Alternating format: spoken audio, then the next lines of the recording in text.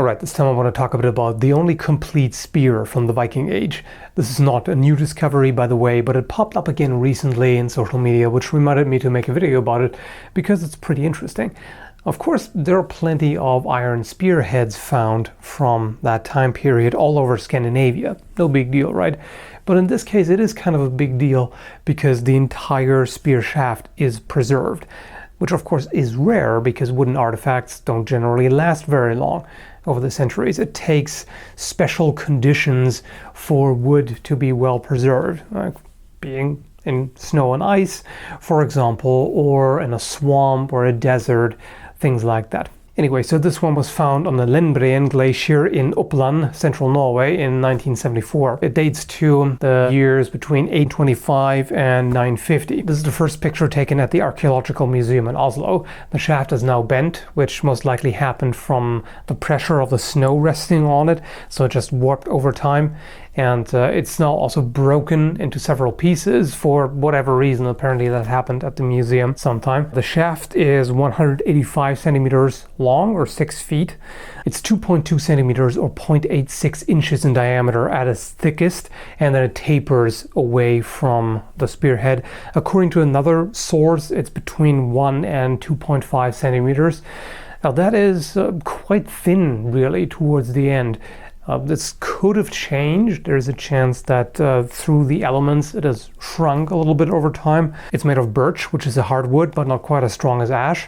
I'd imagine it's a little more convenient because it's not that difficult to find relatively straight birch trees that are not overly thick, which you can then shape directly into the spear shaft, as opposed to having to split and work a larger tree. The entire spearhead is 45.5 centimeters long, or 18 inches, and just the blade itself is 31 centimeters or 12 inches. So it's right in between these two, shorter than the long one here and longer than this. So it's quite a substantial blade with a long edge that could very well be used for cutting as well as thrusting. And the entire thing with the shaft was 230.5 centimeters long, or 7.5 feet. So that seems like a pretty standard length for a spear. This one here would be rather short. Normally they are taller than the user. I read somewhere, I don't remember where, that a rule of thumb would be that the tip of the spear would be right where your hand is. If you stretch your arm out above your head. It's got grooves on the socket, and I'm assuming that's just for decoration. There is an iron nail holding it in place. Interestingly, the nail itself is also preserved. Although this may be more of a pin, to me it looks like the way it's shaped, it's kind of an L shape, it looks like it would be relatively easy to remove. Going by how it looks in the pictures, there doesn't seem to be any trace of glue, so it would be removable if you were to remove the pin, and that would also make it easier to replace the shaft if it breaks, and that way you wouldn't have to drill it out. You could hopefully just remove the pin and then pull it out by whatever remains. And this is something that is described in the sagas.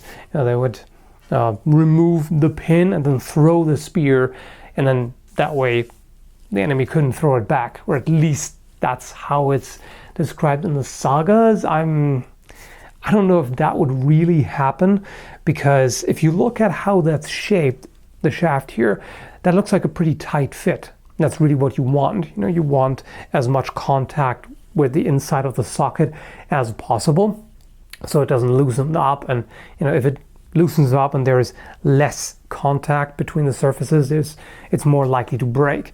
So that makes perfect sense. And if it's that well fitted, it might not simply pop out. So I don't know, they might still be able to throw it back, but that's just me making assumptions. I should test that at some point. Also, you can see that even though this top piece broke off, you can see that they seem to have left a bit of a base that the spear can rest on. So it didn't gradually taper the shaft, but cut a bit of a notch into it so that the spear has somewhere to rest on, so it's not just friction. The question came up whether the spear was designed for hunting or battle, and to me it seems more of a weapon for fighting because of how long the blade is. Like, you don't really need a cutting spear for hunting. That glacier has been quite a boon for archaeologists. There were other impressive finds made, like a woven sheep's wool tunic from the Iron Age, about 1,700 years old. So yeah, it's pretty awesome to see a spear with fully preserved wooden shaft from that time.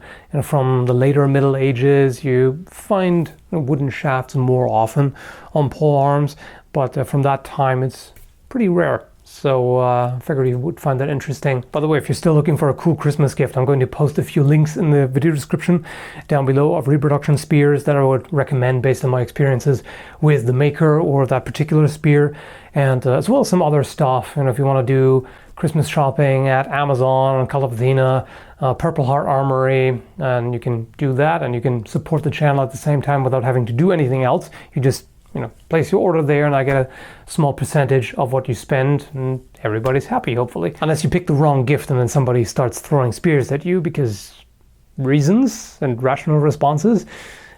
Anyway, hope you liked the video. Thanks for watching. Spear from the